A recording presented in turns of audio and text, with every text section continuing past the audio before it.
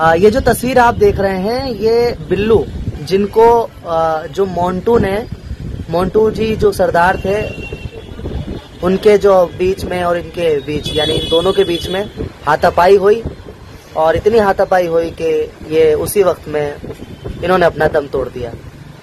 ये इनकी मृत्यु हो गई और वहीं के वहीं ब्रॉड डेड हो गए।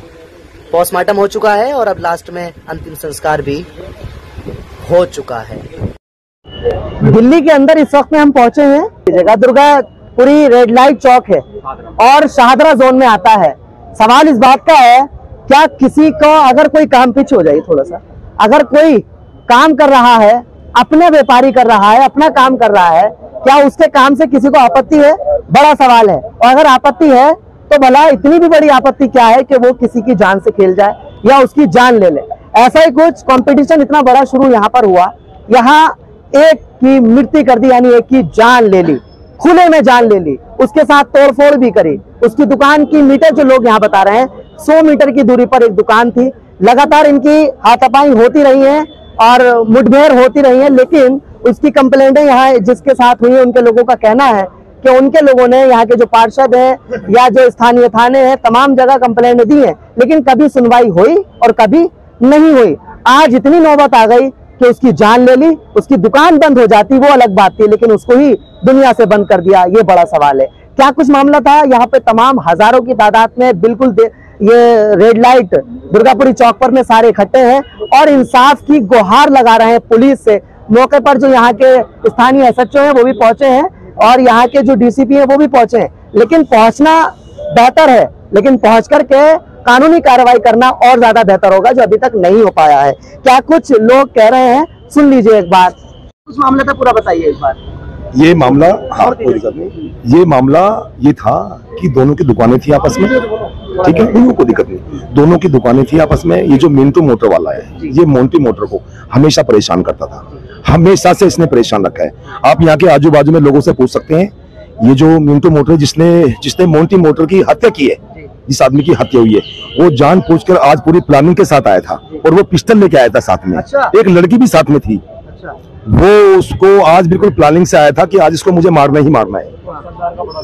हाँ जी, हाँ जी। ये जो है, ये जो अपना ये मिंटू मोटर है, 4 लोग आए थे। सरदार जी थे, इसका एक बेटा था, एक कोई लड़की थी साथ में, एक कोई साथ में था। तो ये पूरी प्लानिंग के साथ जो लड़ाई थी इनकी, जो आप नाम बता रहे हैं, किस बिना पर लड़ाई होती थी? ये लड़ाई इनकी जो है ना, इनकी काम को लेकर के होती थी, बिजनेस को लेकर के होती थी। जो इनके जो बोर्ड हैं, जो बिजनेस के बोर्ड हैं, जो मोंटी मोटर है, मोंटी मोटर की दुकान मिंटू मोटर से ये 100 मीटर पे थी। लेकिन जो मोंटी मोटर है, ये मिंटू मोटर अपने बोर्ड इनकी दुकान के सामने लगा दिया करता था। तो इसी चीज के ऊपर इनकी लड़ाई थी। देखो, अब मिंटू मोटर दुकान से फासला जो 100 मीटर की दूरी पर है। आज इतनी नौबत आ गई। आज जो ये मिंटू मोटर वाला है, ये अपनी पूरी प्लानिंग के साथ आया था और इसकी हत्या करने के लिए ही आया था और इसने उसकी हत्या कर दिया। मरने वाले की एज क्या है जी? 47। हाँ, फिर उसके बाद आपने क्या कुछ करा है अभी तक? अभी उसके क्या, हमने क्या करा? मरने वाला मर गया, पोस्टमार्टम की रिपोर्ट आ गई, सब कुछ आ गई। हम अपने पुलिस प्रशासन से हम कह रहे हैं भाई हमें इंसाफ चाहिए। बॉडी कहाँ है अभी? बॉडी ये रखी रोड के, बॉडी रोड पे रखी है, लेकिन पुलिस प्रशासन, हाँ एफआईआर हो चुकी है, एफआईआर हो चुकी है। पुलिस ने धारा 304 लगाई है। अब 4 क्यों लगाए जब मर गया? तो पूछो, ये तो प्रशासन बताएगा, पुलिस बताएगी। हम यही तो कह रहे हैं कि हमें इंसाफ से धारा कितनी लगनी चाहिए? 302 लगनी चाहिए। हम 302 के लिए यहाँ बैठे हैं। ये इनके बड़े भाई है, ये इनके बड़े भाई हैं जो मरा है। ये हाँ, जो मरे हैं ये इनके बड़े भाई। वाले का नाम क्या है? इनको दिखाओ, बख्शीराम। अभी स्क्रीन पर आप लोगों को यहाँ मैं लोगों का इकट्ठा होना दिखा दूं और वाकई में दर्द है इस बात का। लोग यहाँ पर, ये तमाम माएं बहनें यहाँ इस वक्त उनके दर्द में उनकी बॉडी के पास बैठी हैं।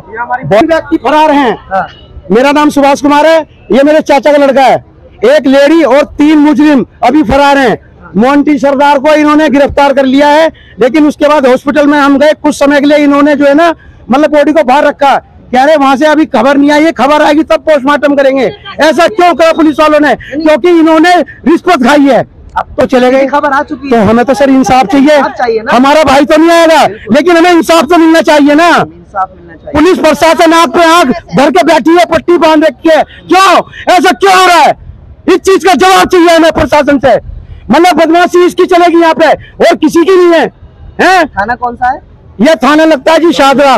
शाहदरा जोन हाँ। में आता है। और देखिए एक बार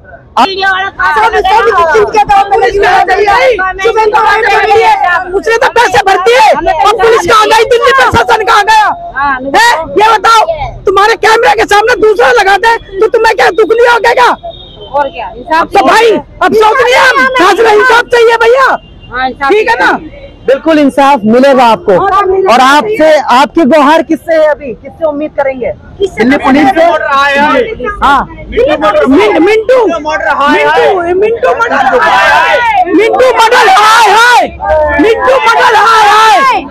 मुझे 302 की रिपोर्ट चाहिए, 302 की।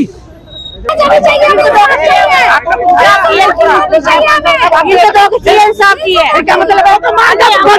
वो तो पैसे देगा, छूट जाएगा, मेरा बेटा कहाँ जाएगा? मेरा बेटा कहाँ जाएगा ये बताओ मुझे। मेरे तो विधवा की, मेरी कहता बच्चे भी नहीं है, किसके सारे दिन कटेगी? माँ का दर्द है वाकई में। इकबाल चले गया, मारने वाले ने मार दिया, अब सिवाय इंसाफ के बचा भी क्या है? और अगर इंसाफ ना मिले, इंसाफ भी नहीं दिया जा रहा, आगे देते भी नहीं है। फिर से धोखा दिया हमें। क्या कानून है ये रिश्वतखोरी कानून हो रही है, ये दिल्ली के रिश्वतखोरी हो रही है दिल्ली में। ये 10 लाख रुपए को थाना भर दिया, 302 का केस नहीं लगाना चाहिए, 402 का केस लगा दिया, 10 लाख रुपए पैसे की पार्टी है वो।